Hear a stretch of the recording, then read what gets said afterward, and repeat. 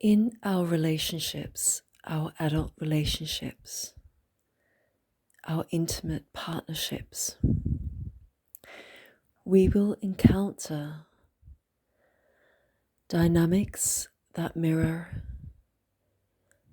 our relationships with our parents and caregivers when we were little children.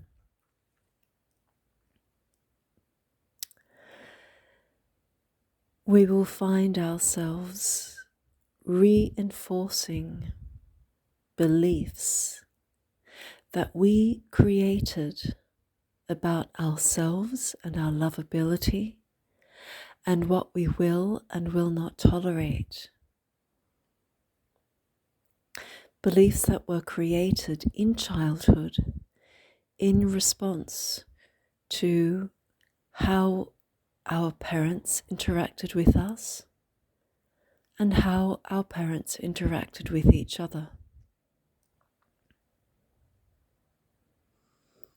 For example, if we had a father that was absent or barely around,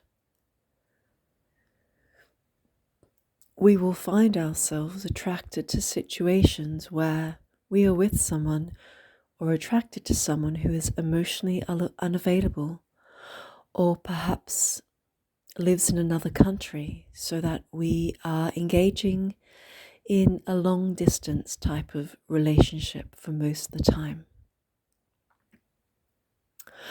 Or we may have had a father who, or a stepfather or caregiver, male caregiver, who perhaps didn't treat us so well, or perhaps he didn't treat our female caregiver or mother so well.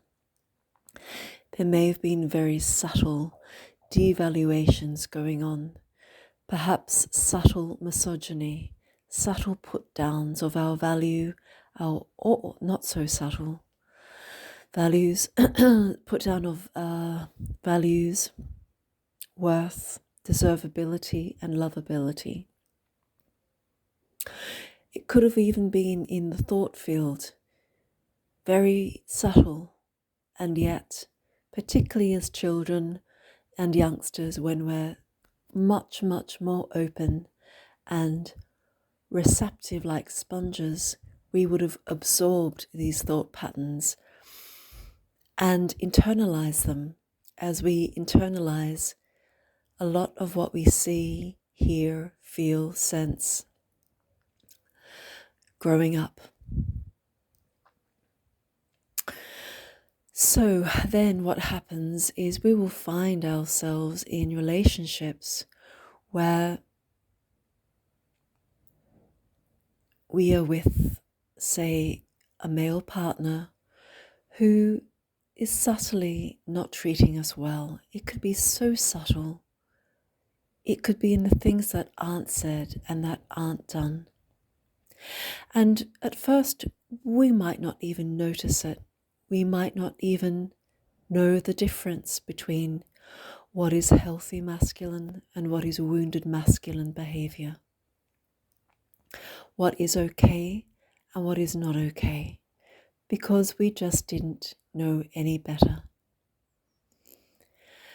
And then there comes a moment when suddenly a light bulb switches on and we can really see what's going on.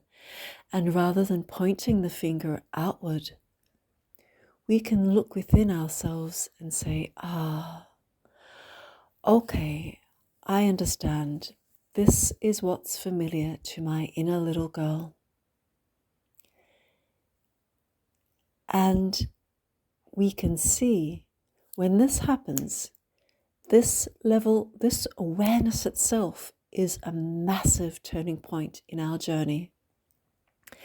Because it's from this point forward where we are able to take that responsibility for ourselves and know that we can choose differently.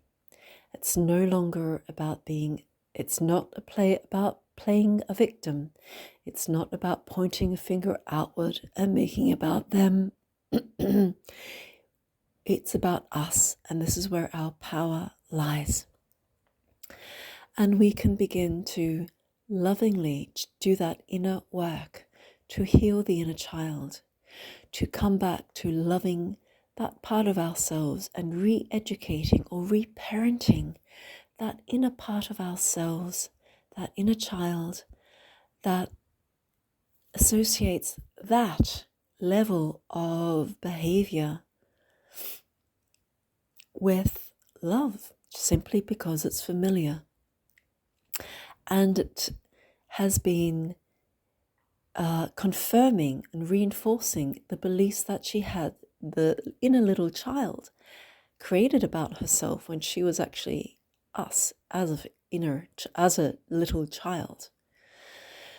And then we have the opportunity to change these stories, to transmute them completely and make them about honoring ourselves, choosing ourselves, loving ourselves, and knowing that each time we walk away and we step away from that which does not honor us,